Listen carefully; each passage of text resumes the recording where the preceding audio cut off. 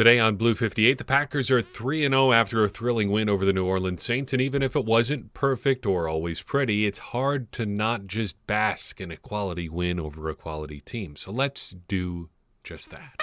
Blue 58! Hello and welcome to another episode of Blue 58, the one and only podcast of thepowersweep.com. I'm your host, John Meerdink. Very happy to be with you here celebrating your 3-0 Green Bay Packers. This wasn't always pretty. It wasn't always sharp, but they won, and they are 3-0. That's as good as you can be.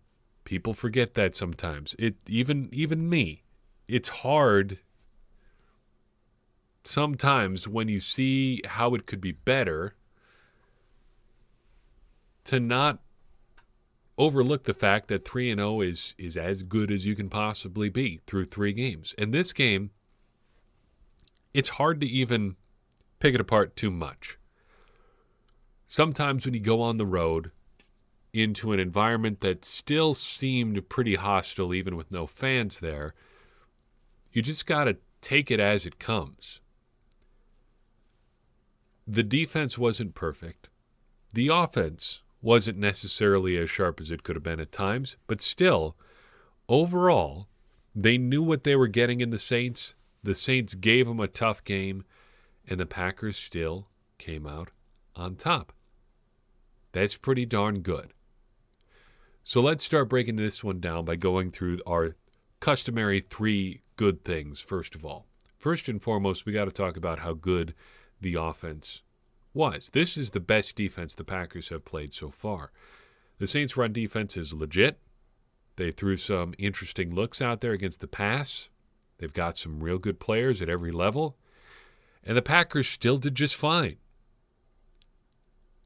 Again, it wasn't always pretty, but of the 9 drives they had that weren't ended by the half, either the first half or the end of the game, they scored on 7 of them. That despite no Devontae Adams. That despite going only 2 of 5 on 3rd and longs. That despite only 86 yards on 18 touches by Aaron Jones. You didn't have your best playmaker. You didn't have your other great playmaker firing on all cylinders because, in part, he was going against a very good defense. And still, they come away with 37 points. The best drive of the night had to be their last real drive. The Packers take over for their last real drive with 6:36 to go in the fourth quarter on their own 36-yard line. And the stakes here are huge. A field goal only puts them up 6 points. The Saints get the ball with a chance to run out the clock or get a chance to win and leave very little time on the clock, to go up with very little time on the clock. The Packers there really have to get a touchdown or just run out the clock entirely.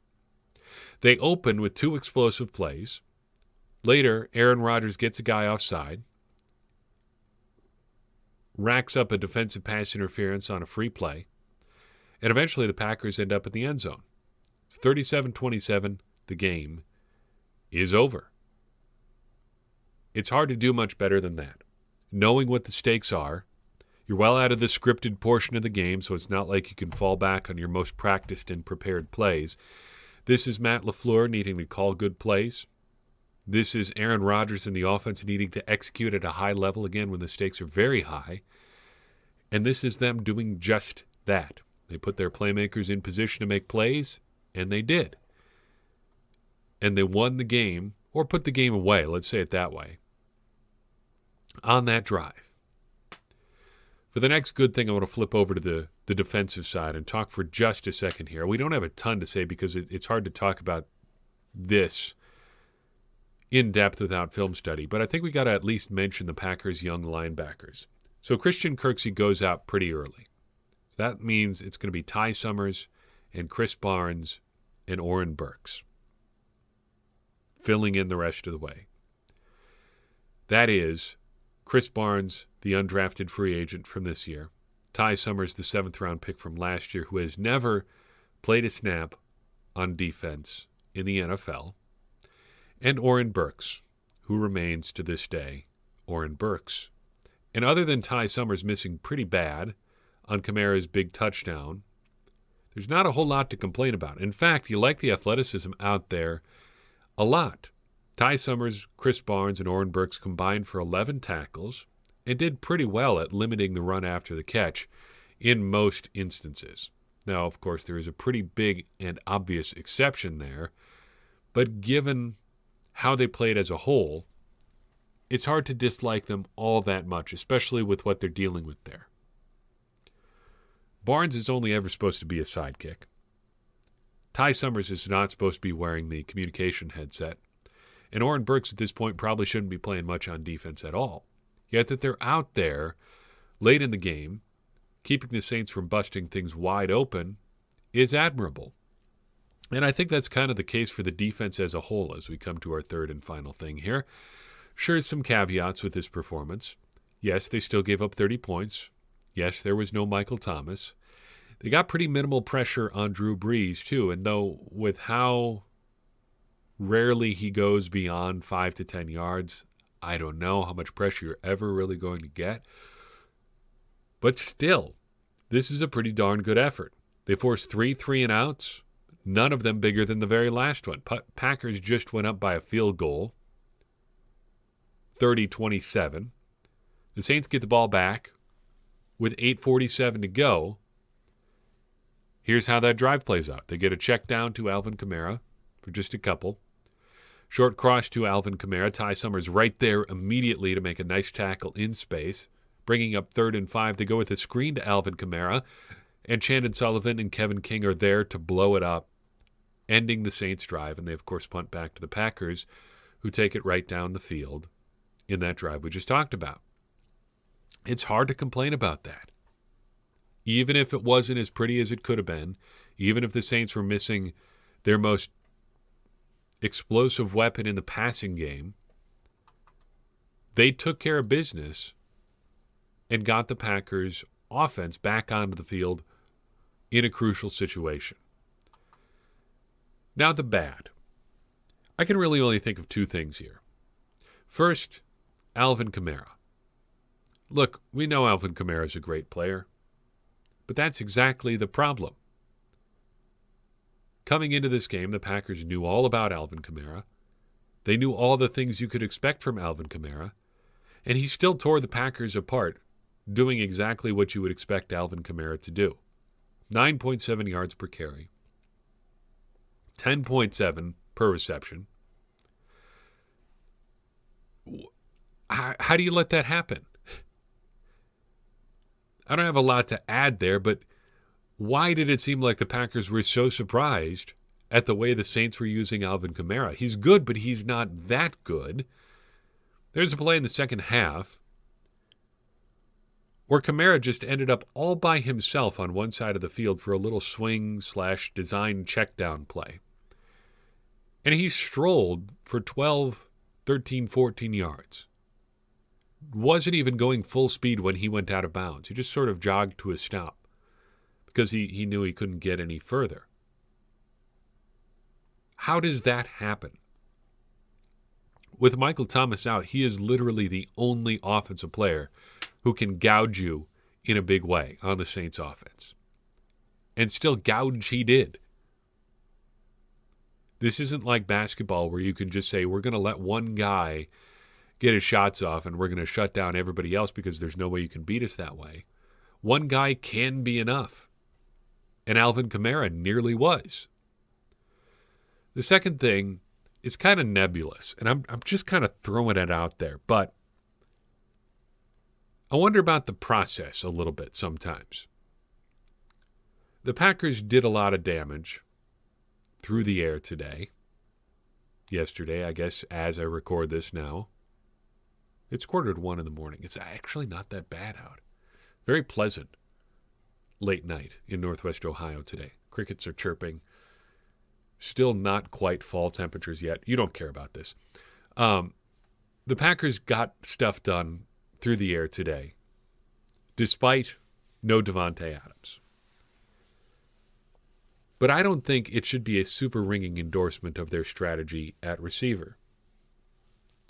They got all those yards in part because of busted coverage, and in part just because of scheme.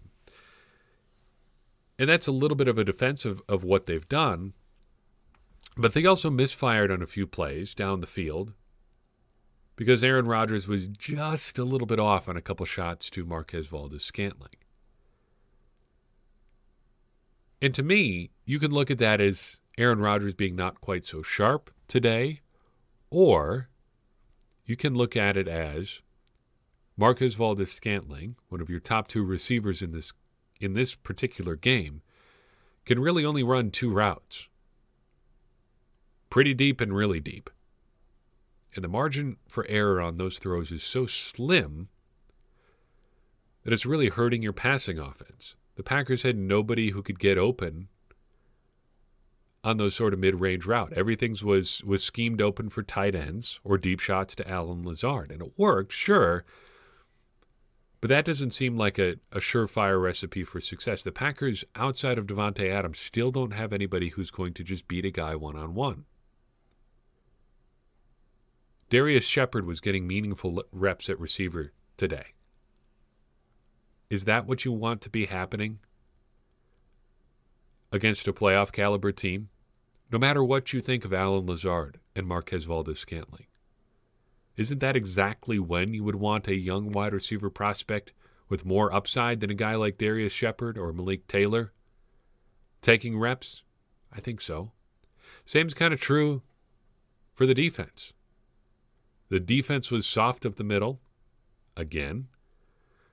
That was an issue last year. Now you're having to compensate for Kenny Clark being out by having Zadarius Smith stand up in an A-gap doing things that aren't really his job. And so it just makes me wonder, like, these were issues that were present the last time the Packers walked off the field to end the 2019 season. And there's still issues now. So what did you do all offseason? It's hard to complain about that too much because the Packers still did win. But if you're getting good results with a bad process, does that mean you're lucky or does it mean you're good? I think it's more on the lucky side, right? And of course, there is a lot more to it than this. The Packers receivers have had success to this point in the season because the scheme has gotten them to that point. And that's not necessarily bad. But if you face a good defense, sometimes you need a little bit more than scheme. And I wonder if just a couple plays had gone differently, would you end up relying in a high-leverage situation on MVS or Allen Lazard getting open one-on-one against a high-end corner? I don't know. Kind of just thinking out loud here. Ultimately, the Packers are 3-0, and what this means is pretty good stuff, top to bottom. Again, 3-0, that's as good as you can be. Just jot that down. Always keep reminding yourself of that. Every time you want to say, yeah, but they didn't draft a wide receiver. Oh, wait, that was me. Yeah, they're 3-0, though. Things are working so far. And the offense might just legitimately be this good. Once might be an accident. Twice might be a coincidence. 3 times starts to look like a trend. And they've had 35-plus, 37-plus in 3 games now. Guy could kind of get used to that. I kind of plan to, for now. Also shows that their game will travel, too. Even with no crowd, there's just the logistical unfamiliarity, all that sort of stuff that goes with being on the road.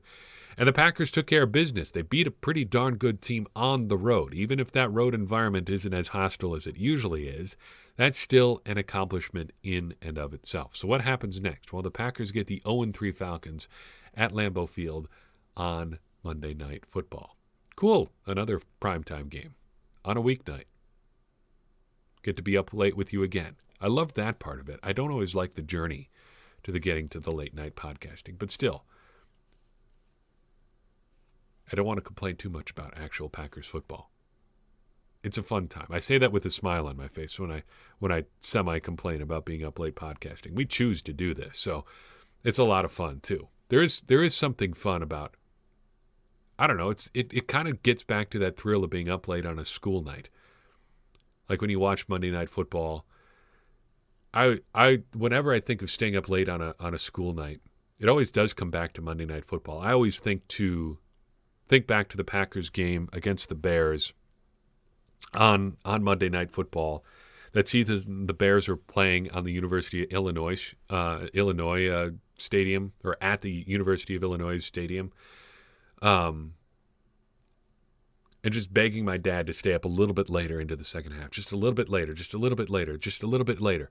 And finally, Joe Johnson forces a fumble up into the air. Kabir Bajabiamila snatches it out of the air and runs for a long touchdown, and you can say, all right, that's it. I can go to bed now. That's what it feels like to do a show like this late at night. So anyway, the Packers will be playing on Monday Night Football next week.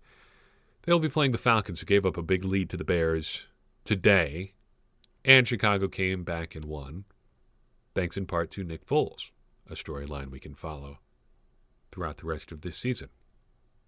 It's worth wondering whether the Falcons may have a new head coach by then.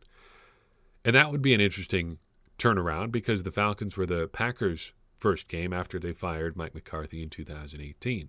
If the Falcons would decide to fire Dan Quinn, which just seems unlikely looking at the team culture there in Atlanta, but you never know, that would be kind of an interesting little footnote to that game. Let's clear out the notebook and then send you off into your Monday. Billy Turner got the start for the Packers at right tackle today. I didn't see anything about that after the game or in-game, really. I would like to know more about that, because I thought Rick Wagner did a pretty good job through the first 2 weeks of the season. So did they like Turner better against like Cam Jordan?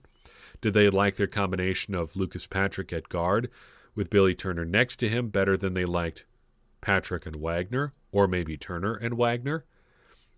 Matt LaFleur has said several times this season that he wants to get the Packers' best 5 linemen on the field. That's obviously his thought process here. I'd be interested to know why he thinks that's his best 5.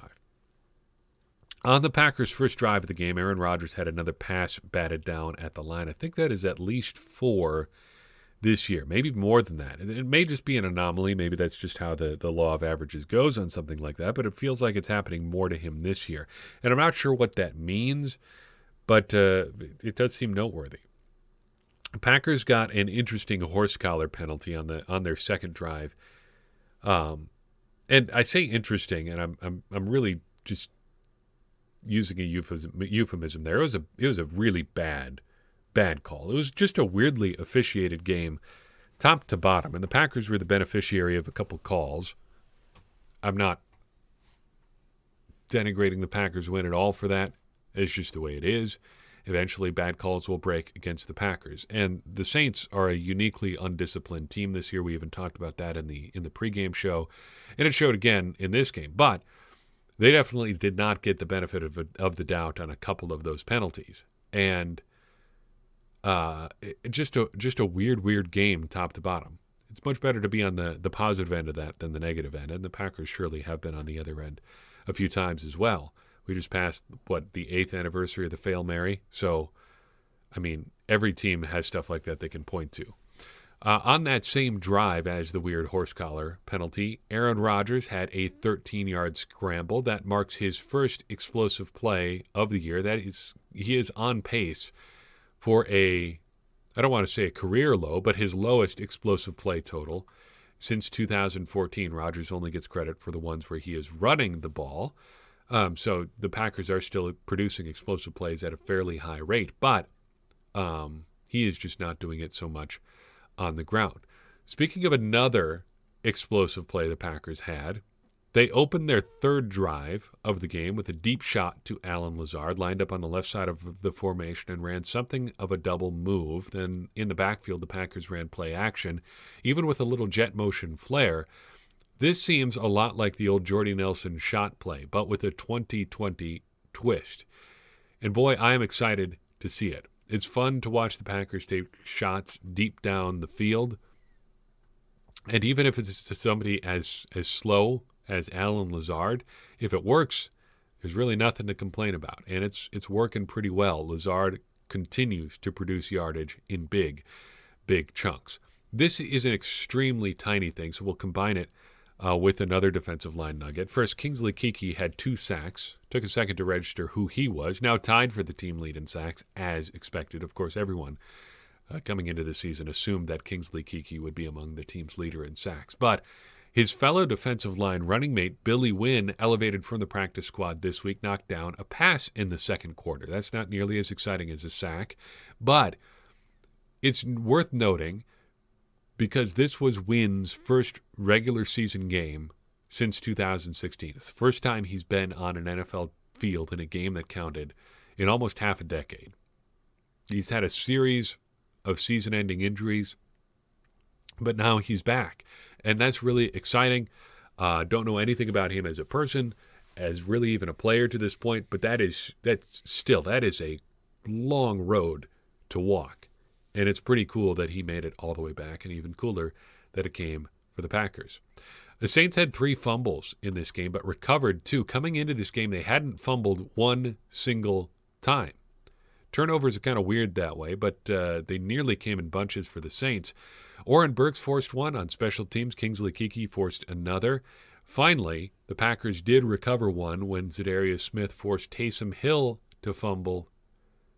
That was extra sweet. Mercedes Lewis scored his second touchdown today since he joined the Packers in 2018. Great catch. I don't really think it was offensive pass interference, but what a self-own by Malcolm Jenkins, though. Basically admitting that he can't cover Mercedes Lewis and asking to be bailed out. Props for knowing your weaknesses, I guess, but boy, I don't know if I'd have gone that route.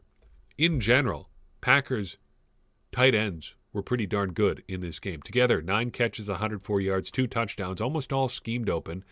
Not really like great individual efforts on any one of them, just taking what's there. But that's fine. That's what they're there for. Plus, on Robert Tonyan's touchdown, we got another unbelieved F-bomb on the broadcast, which is amusing to see. Obviously, bad thing for your TV product, but just another little twist of 2020. Finally, Packers' last scoring drive, all-time great example of the differences in discipline. Yes, there were some bad calls that went against the Saints, but the Saints also brought a lot of stuff on themselves. The Packers' last real scoring drive, last real drive of the game is a perfect example. 3rd and 3.